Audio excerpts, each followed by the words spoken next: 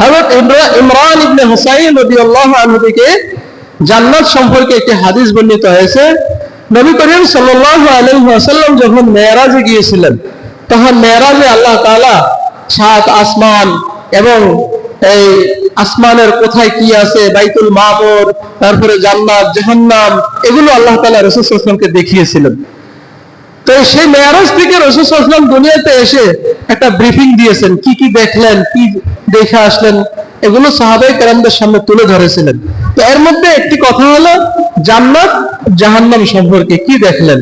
হাদিসের মধ্যে এইভাবে আসছে, নবী করিম সাল্লাল্লাহু আলাইহি ওয়াসাল্লাম ইরশাদ করেছেন, আত-তালাতু ফিল জান্নাতি ফারাআইতু আকসারা আহলিহাল ফুকারা ওয়া তালাতু ফিন নারি ফারাআইতু আকসারা আহলিহান নিসা।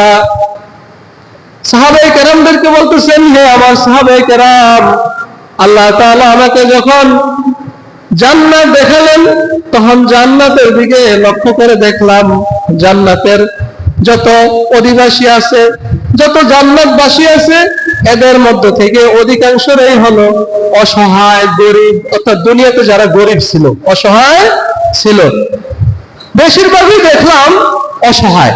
দুনিয়াতে যারা অসহায় এবং গরিব ছিল তাদেরকে দেখলাম বেশিরভাগ জান্নাতে।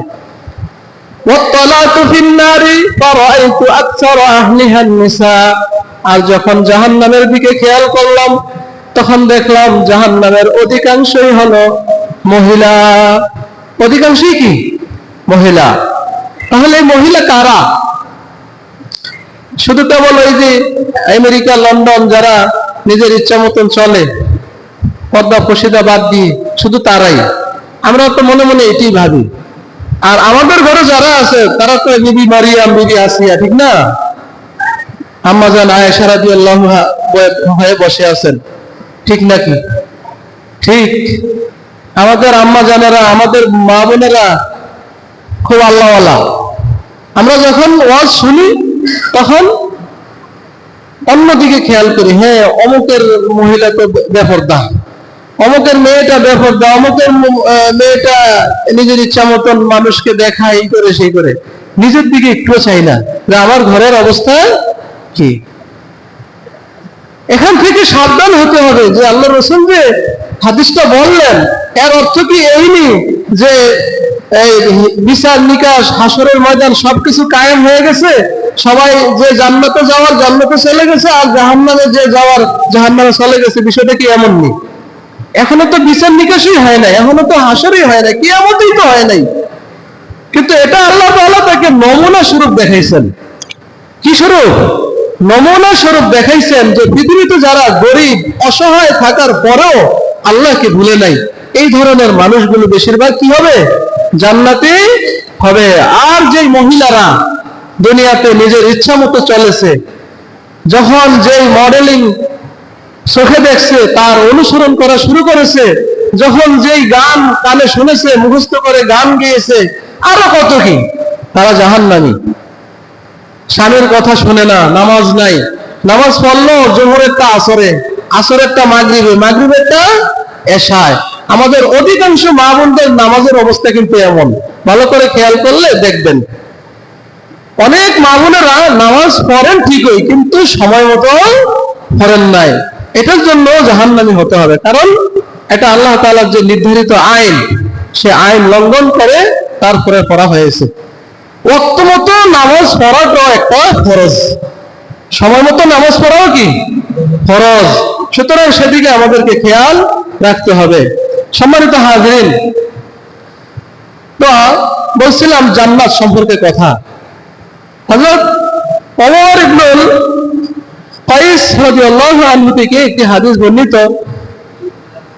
তিনি বলেছেন যে যারা মৃত্যুবরণ করে, যে সমস্ত মানুষ মৃত্যুবরণ করে, করার পরে কিয়ামত পর্যন্ত ওই মৃত ব্যক্তিকে তার ঠিকানা দেখানো হয়। প্রতিদিন সকালে একবার, সন্ধ্যায় একবার তাকে তার ঠিকানা দেখানো হয়। সে যদি জান্নাতি হয়ে থাকে তাহলে তাকে জান্নাত দেখানো হয়, সে যদি জাহান্নামী হয়ে থাকে তাহলে তাকে কি দেখানো হয়? জান্নাত দেখানো হয়। আর বলা হয় যে এই হলো তোমার বাসস্থান, এই হলো তোমার বাসস্থান। এবার একটু অনুমান করে দেখুন তো, যদি আমি আপনি জান্নাতি হই আর আমাকে আপনাকে যদি জান্নাতটা দেখায়, তখন কি আনন্দ লাগবে, কতই না আনন্দ তখন লাগবে। আর যখন জাহান্নাম দেখিয়ে বলে যে এটাই হলো তোমার বাসস্থান, এটাইতেই তোমার থাকতে হবে, তুমি অপেক্ষা করো, এটাই তোমার বাসস্থান, তখন কিরম লাগবে? তখন শুধু হায় হতাশ আর হায় হতাশ। এই হায় হতাশ তখন কোনো কাজে আসবে না। আরেকটি হাদিসের মধ্যে আসছে যে যে ব্যক্তি জান্নাতি হবে তাকে তার জন্য নির্ধারিত যে জাহান্নামটা লেখা ছিল সেটা দেখানো হবে। গত জুমায় বলছিলাম যে এই পৃথিবীতে যত মানুষ আছে প্রত্যেকের জন্য আল্লাহ একটা জান্নাতও রেখেছেন, একটা জাহান্নামও রেখেছেন। এখন সে তার আমলনামা দিয়ে কোনটা নিবে, সে তার আমলনামার উপর ভর করে নিবে। তো এই হাদিসের মধ্যে আসছে যে কেউ যদি জান্নাতি হয় তাহলে তাকে তার নির্ধারিত একটা জাহান্নাম যে লেখা ছিল সেটা দেখানো হয়। কি জন্য? সে যাতে আরো বেশি আনন্দিত হয় এবং আল্লাহর কৃতজ্ঞতা স্বীকার করে যে আল্লাহ আলহামদুলিল্লাহ আমি বেঁচে গেলাম, মানে ভেতরে যাতে আরেকটু কি আসে, আনন্দ আসে। আর যে ব্যক্তি জাহান্নামী হয়ে গেছে তাকে তার জন্য নির্ধারিত যে জান্নাত ছিল সেই জান্নাতকেও দেখানো হয়। দেখাইলে তখন সে কি করে বলেন তো, সে কি করবে?